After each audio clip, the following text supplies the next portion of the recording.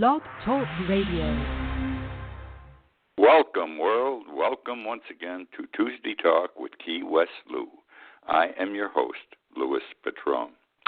This has to be one of the most exciting evenings of the year because tonight, at precisely this moment, the first debate, the first presidential debate is beginning. It's going to run from 9 to 9:30 in Cleveland. Can't wait to watch it. At 9:30, I've got the TV set on already downstairs, so I just have to run down there. I was thinking of moving the show to another evening, but 3 people contacted me today and said, "Are you doing the show?" I said, "Well, what do you think?" Blah, blah, blah. And they said, "Do the show. We don't want to watch the debate." So at least I know I have 3 people listening.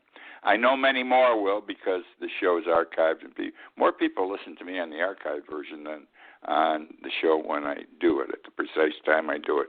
Anyhow, tonight is the War of the Roses. Tonight is a heavyweight championship fight. This is a biggie.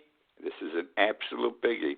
I'm wondering if more people will watch this debate tonight on television than any other debate. I'm asking this question because I want to share with you, do you know what presidential debate got the biggest audience? You'll never believe it. The first Nixon-Kennedy debate. Isn't that amazing? The first Nixon-Kennedy debate in flaming black and white.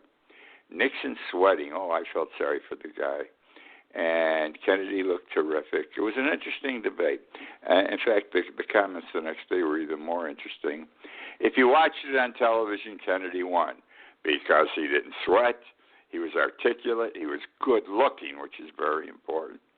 Nixon, on the other hand, I can't say he was good-looking, he wasn't bad-looking, but he's sweating, oh my God, because he didn't get prepared. Kennedy's people figured out their men would sweat, but they knew what they had to put on his face. I don't know what the hell they covered him with, but he didn't sweat, and he looked like he had it. On the other hand, many people listened on the radio, and those that listened on the radio thought that Nixon had won, clearly, just like those that watched television thought Kennedy had won. Just wanted to share the story with you. I think it's interesting. Tonight's going to be very interesting. I'll be disappointed if it isn't. I think the whole nation will be disappointed. We have 2 diametrically opposed people in their thinking, their conscience, their way of life, religion, etc. People wanted a change in this country in 2016. That's why they voted for Donald Trump. They had enough of the Bush family. They had enough of the Clintons. It was time for a change, a dramatic change. The country needed a change. We just didn't know how bad Donald Trump was going to be. He's horrible.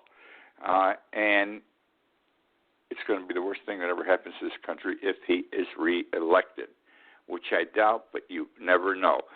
And who would have believed he was going to get elected 4 years ago? Not me. This can't happen. It isn't happening. Okay, now, some interesting things tonight. At the last moment today, Trump's people wanted they wanted someone to come in to check both of the debaters, Trump and Biden, to see if they had electronic transmitters or devices in their ears. This guy don't give up, Trump. First he wants Biden checked to see if he's taking drugs because he's gotten awful sharp in the debates. What he's really saying is, I know he's going to out-debate me. I've got to give a reason for it. And, of course, Biden said no. Biden's people said no to this bullshit because if you say yes to one thing, he's going to hit you with 100 others. Just leave it alone. So Trump's people asked for it. Biden's people said no. It's that simple. It was over with. Again, it has to be a most exciting debate tonight. Very important. I think you all agree with me. Moving on. We'll talk about the debate again tomorrow. Amy Coney Barrett, Trump's nominee for the Supreme Court seat, which is now empty because Justice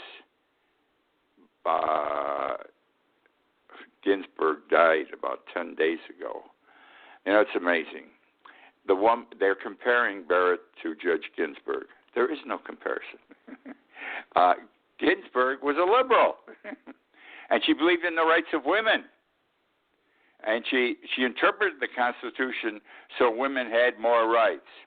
Barrett is a far-right extremist. There's no question about it. She may be a brilliant lawyer. She was first in her law class. I am impressed with anyone who's number one in their law class. She's been a judge for 3 years on the Circuit Court of Appeals. Everything about her says this is a first-class lawyer. To be a good lawyer doesn't mean necessarily that you have the qualities of a good judge. I refer to it as flexibility and rigidity. Up until about 20 years ago, the Democrats and the Republicans, regardless of who had control in the Senate and that, all the nominees for the Supreme Court were men or a woman that the president thought and the Senate thought were going to be fair. They could see things both ways. We wanted judges who sometimes would swing. They'd go both ways. I understand, conservative, liberal. In fact, we didn't even talk that way, conservative, liberal, up to 20 years ago. So we got some great judges. And they believed, as I was taught in law school, and this is very important, the Constitution is a living, breathing document. It's amazing how well and understanding the Founding Fathers were who drafted it in 1787. They knew it had to survive. If our new country survived, the document had to survive. So the way judges were taking the Constitution for over 200 years, they interpreted it. You got to remember, today we have airplanes. We've got cars. We've got the Internet. We've got cell phones. We've got abortion. We've got birth control pills. We've got almost universal medical care. I won't call it that, but we've got Obamacare. We didn't have any of these things back in 1787.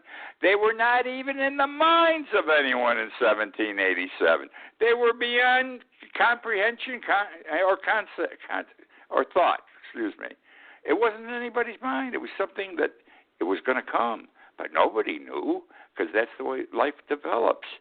Anyhow, she's going to stay on the far right with her decisions. We're appointing people wrong. I give the Republicans credit. They started about 20 years ago saying they were going to take over the Supreme Court, and they have. And I give the Heritage Foundation and the Republican Party in general success for doing it. Congratulations. I don't give it to Trump. He had 3 vacancies, and he did what his people wanted. But she's going to goodbye. Roe v. Wade. We want an abortion. It's going to be in a back room someplace with a dirty coat hanger, as it was before we had Roe versus Wade. Forget about Obamacare. That may be gone in about a month because they have an Obamacare case to decide, and she will be on the bench. And I wouldn't be surprised if it's a 5-4, 6-3 decision in favor of getting rid of Obamacare. I don't like her. She's not a good person. Her mental capabilities do not qualify her to be a judge. She lacks flexibility in her thinking. She is rigid, like Judge Scalia was. She clerked for him many years ago. Scalia said, and this woman says, you must interpret the Constitution, written in 1787, as it reads. And if whatever you got to deal with, is it in there? Goodbye. It's gone. You can't deal with it. You must, because the Republicans started saying 20 years ago the Democrats legislate from the Supreme Court because they interpret the law as it was supposed to be. So they said we want them to read the law and decide cases on an exact, precise reading of the law. And it must coincide in that regard with the Constitution.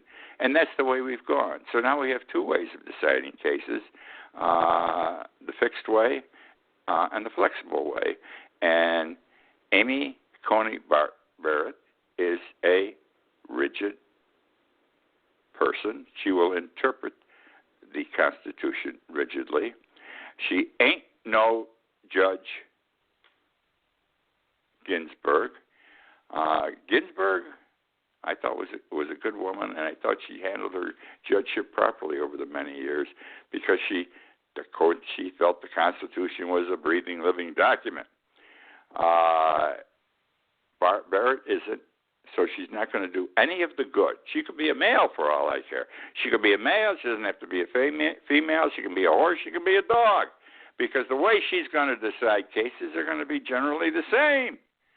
And it's going to be far-right type decisions that are going to take away everything that the Democrats and liberals have worked hard for 70 years. They're going to go. Now, what else do I want to say about her? And again, she may be a great judge. I believe her mental, not a judge, great judge. I believe her mind has to be fantastic. Would love to talk with her. I probably couldn't even talk on her level, discuss legal problems. But she doesn't have that flexibility that I think is a necessary ingredient in a justice, especially a justice of the Supreme Court. She's 48. She's going to be there another 30 years. Think of the damage she's going to do to this court. And you can blame yourselves. We elected Trump, and we knew this could be a danger. No one thought 3 judges he would get to a point, but it happened. Now, there's another reason I don't approve of her. The Wall Street Journal this morning said she's a Catholic. You know, and like it's good to have especially she's considered a very religious woman, by the way, a good religious Catholic on the bench. Well, she ain't a Catholic. She has not been a Catholic. If she was at the beginning, she hasn't been for many, many, many years. She and her husband belong to a religious group. I can't even describe it as a church, called People of Praise. People of Praise. And they're a little weird. It's the only way I can describe them. Their thinking process is way out. They're charismatic. I don't know if you ever attended a charismatic mass or met some charismatic people. They're wacky. I mean, they believe that the Holy Spirit comes to them and talks in tongues, which means the Holy Spirit, the Holy Ghost, speaks to them in a different language than they understand or know. But yet they understand that language when the Holy Ghost is speaking to them. They attend their services with their hands up in the air. They're holy roller types. I don't see how her religious background helps her. Also, so you understand where I'm coming from too, one of the tenets of her religious thinking, part of this People of Praise religious group, which I consider a cult, is that the wife must do everything the husband tells her. Now that's great. Perhaps I'd like to go back to that way society was and have all the rights in a house and you do what I want, lady. But that isn't the way it is. Women have fought for over 100 years to be equal. They're not even equal. They're going ahead of us today. It scares a lot of men. But she's going back to the Bible. The good book says, listen. The Old Testament says it. Listen to your husband. Women must listen to their husband. Not the way it is today, but that is the thinking that she has. See, I said she was smart. She is. She has an intellect, but she does not have a heart.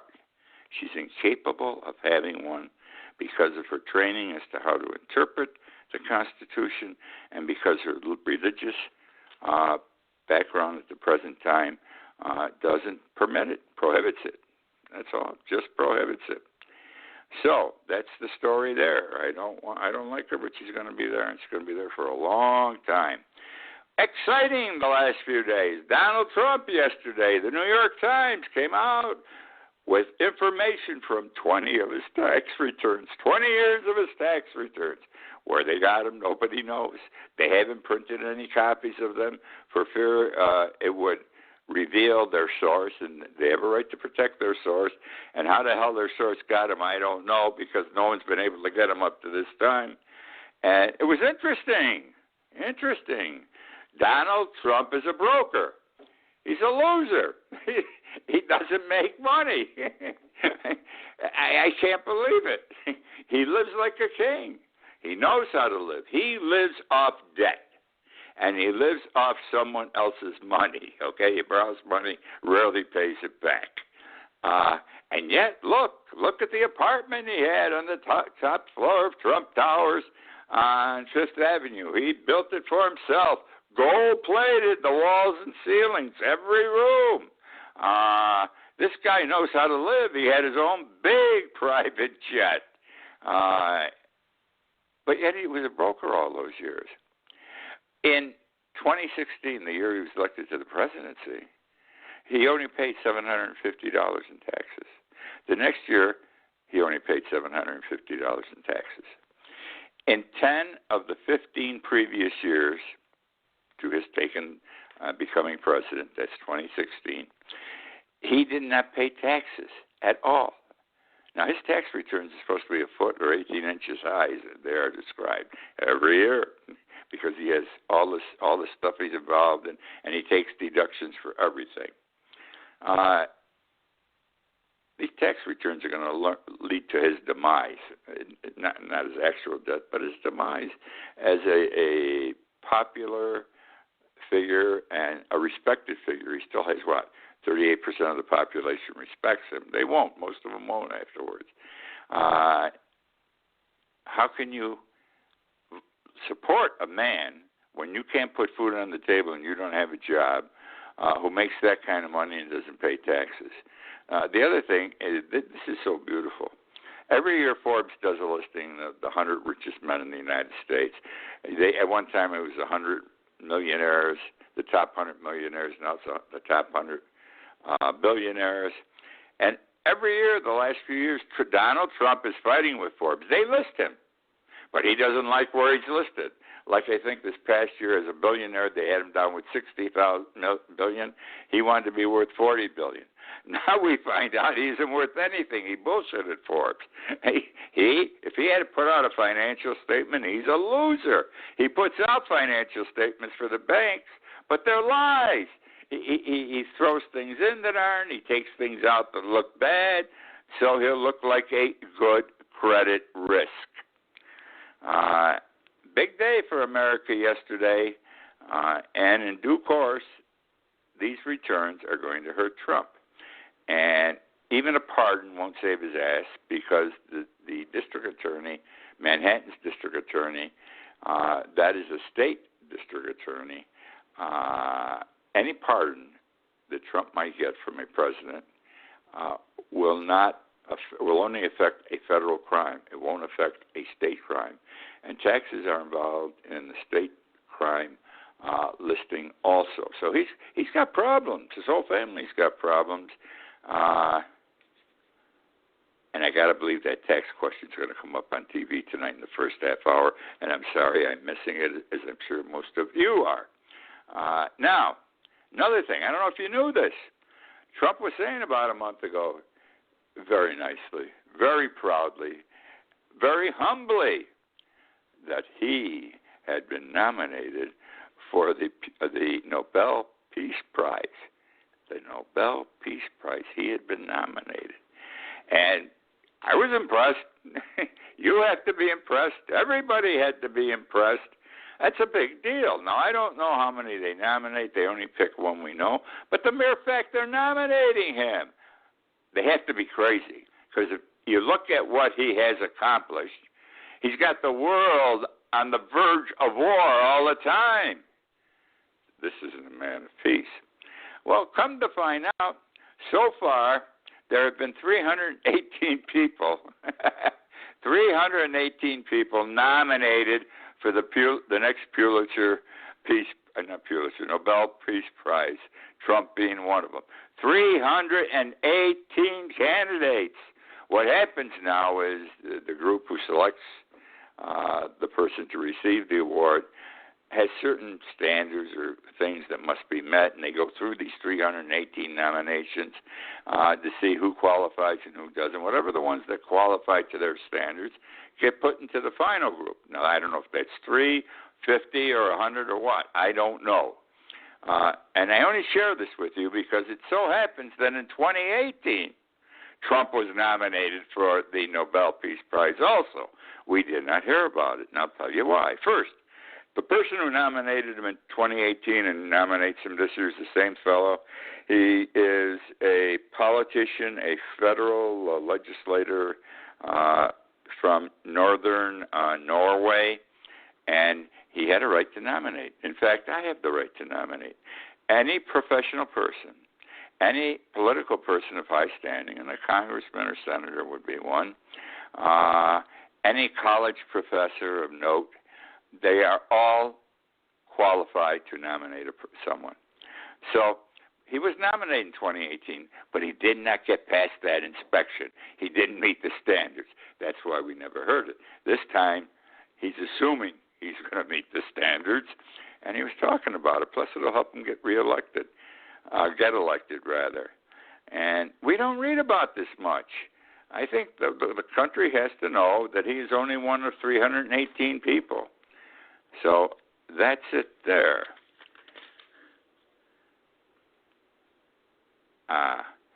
Nicholas Kristof, New York Times reporter. I think he's one of the finest columnists worldwide. This guy's just terrific. He's got a great thinking mind. He's no bullshit. He's right on, and he lays it all out in simple fashion, easy to understand. And I don't always agree with him, but rarely do I not agree with him. Anyhow, recently he published a column. He's an opinion writer for the New York Times. He published a column, and the column was titled, "We're not number 28 anymore. We're dropping. It's no more number 1. We're number 8 and we're 28 and we're dropping."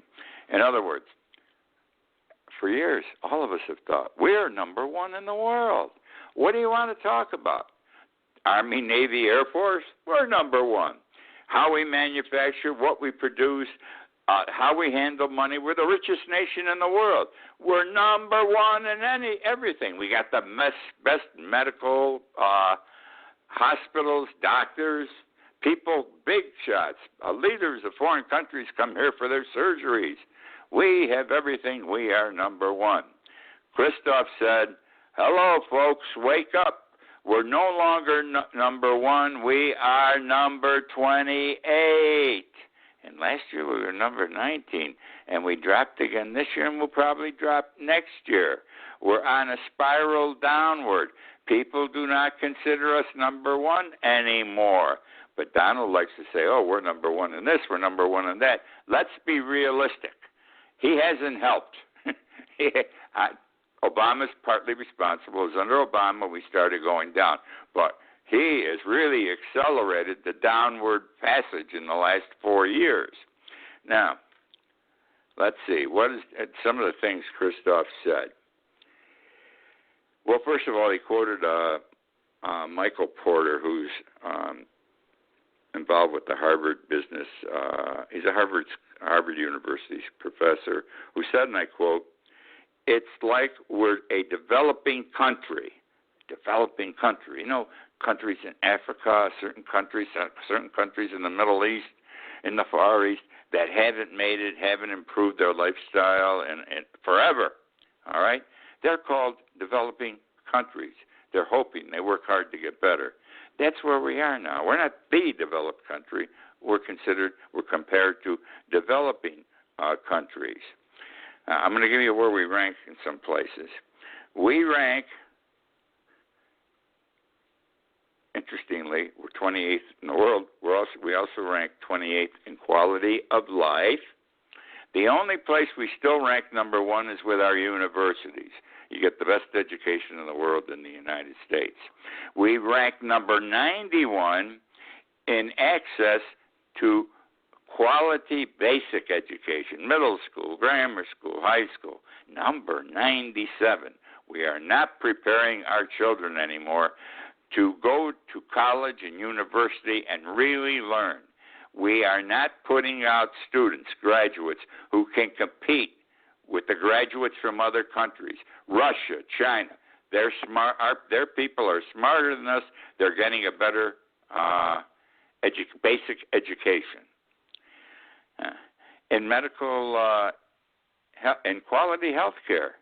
Quality health care, even with Obamacare, because we only cover 23 million with that, we're 97th in quality health care. 97th with these beautiful hospitals, doctors, lawyers, Indian chiefs, doctors and nurses. I'm getting carried away here. We're only 97th in the world. We are, and this is all what Christoph said in his article, we are on a level for who's the best in this and who isn't and where do we stand. We're equal to Chile and Jordan. Chile and Jordan are about 28th in the world, too. They are the people that we can legitimately say we're like them, and they could say they're like us. A shame for us, pride for them. Also, our children are on an education level on par. Their education is on par with two countries, Uzbekistan, I repeat, Uzbekistan and Mongolia. Also, in his article, he said that a majority of countries have lower homicide rates than the United States. A majority of countries have lower traffic fatality rates than the United States.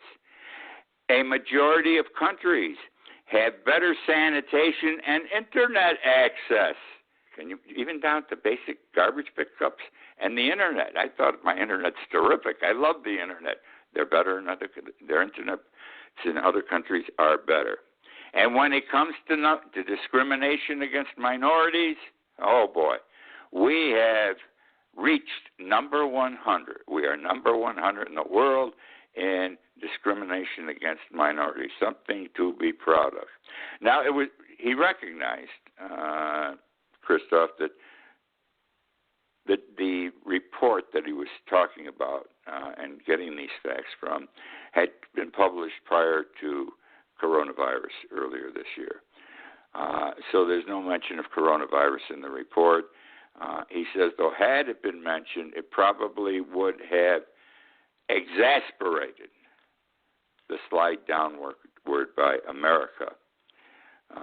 Now,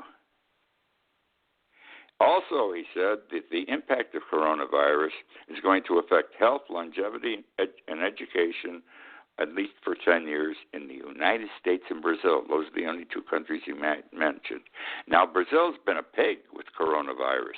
I guess we've been a pig with coronavirus because Brazil's president said it was a hoax and did nothing. Got big numbers. Trump said it was a hoax and did nothing. And I've got more data here, more things to talk about. But my time is running, and I just wanted to give you the quote at the end of Christoph's article. He said, "Wake up, America.